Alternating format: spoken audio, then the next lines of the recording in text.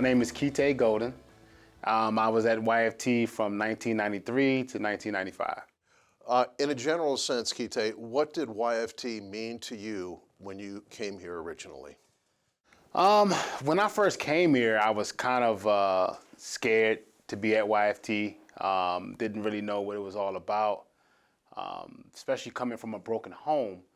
You know, you have these people that generally love you and care about you. It's kind of makes you put up a wall.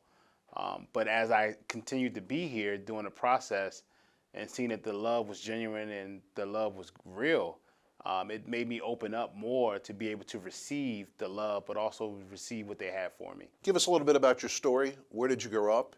And what were the conditions? What was the occasion for you to have to come here?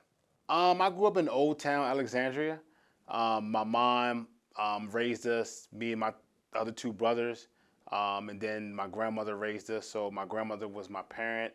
Didn't have a father figure in the home. Then at one time I didn't have a mother figure in the home. So I kind of got into the wrong crowd, started selling drugs, got caught selling drugs as a juvenile, and I had a mentor. His name was Fred Benson. But I always believed in having good schoolwork because one of my brothers was an A+ student.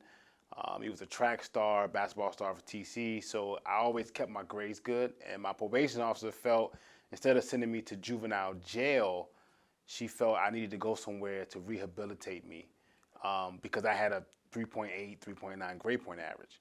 So she decided to look into different places. And my mentor, Fred Benson, was on a board here at YFT at the time, and he recommended this place. Wow, it's, everybody's story is interesting. You went to T.C. Williams. Yeah, Titan, huh? Yeah, Titan. Yep. What'd you guys think of that movie? Off the subject a little bit, but that must be something that really resonated. Man, that was an awesome thing for them to do for Mr. Boom. I didn't know that much history. He actually was my gym teacher, and I didn't know he did all of that stuff until that movie came out. So it was a great thing for the city of Alexandria and for T.C. Williams.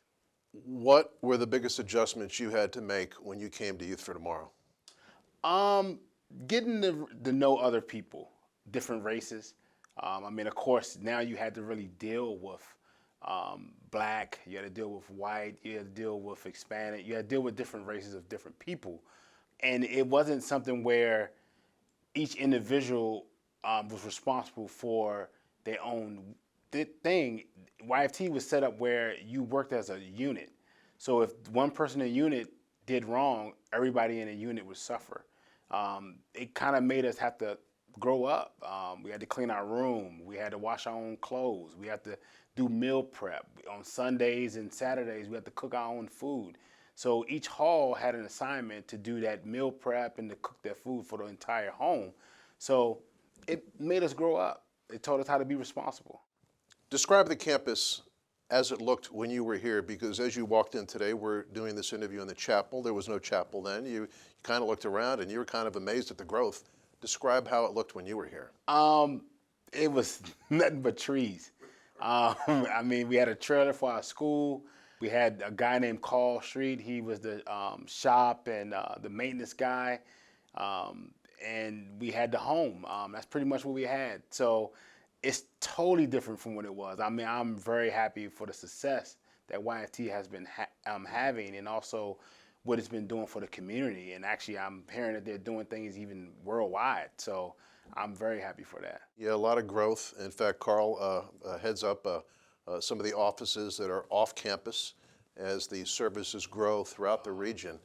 You might not even be aware of that.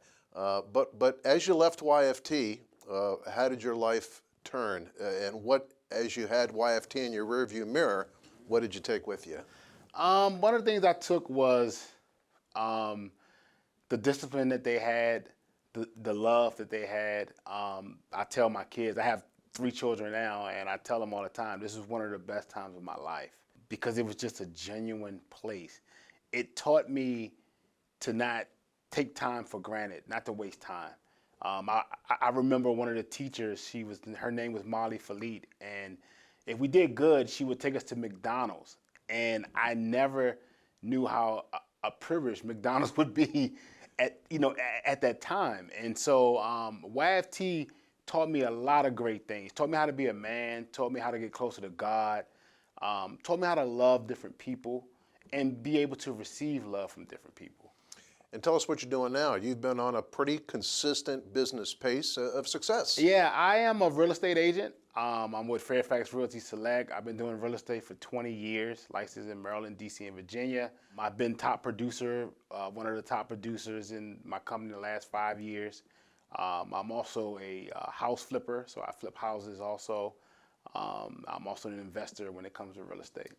Doing pretty good. Yep, doing pretty well. And describe your pride having attended Youth for Tomorrow. I mean, especially now you see all the other stuff that's happening and some of the other services that are being provided.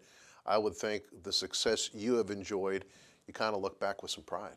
Yeah, I definitely. I think that, what I'm saying Youth for Tomorrow do, it's really helping a lot of people, and I think it's going to continue to help people. It helped me a whole lot. I mean, I'm excited about what you guys are doing here. Back to your growing up, how important was your mentor at that time? I failed to ask that question, but it sounds as though he had a real special impact on you, and you might not be doing what you're doing now if it wasn't for him. Yeah, Fred Benson, he was a great person. His family, they opened their home to me. They treated me like a son, and actually to this day, that's my best friend. We talk all the time. If it wasn't for him believing in me, I think that I wouldn't have had that turnaround in my life. Because when I got caught selling drugs, my goal was, the norm in Alexandria is when you get caught as a juvenile is to go to jail 3 to 5 months, come back, do the same thing, and then eventually you're 18, you're 19, now it's on your adult record and you just get lost in the system. But he believed in me and believed that I could change. And he laid down the foundation for me to help me change, him and my probation officer, and it helped me a lot. When was the last time you thanked him for bringing you to Youth for Tomorrow? Oh, I just talked to him about a month and a half ago, and I'm always thanking him. But he always thanked me. He said I helped him out a whole lot in his life. I guess it kind of showed him that when you give to someone and they really want that change, you can see the fruits of their labor.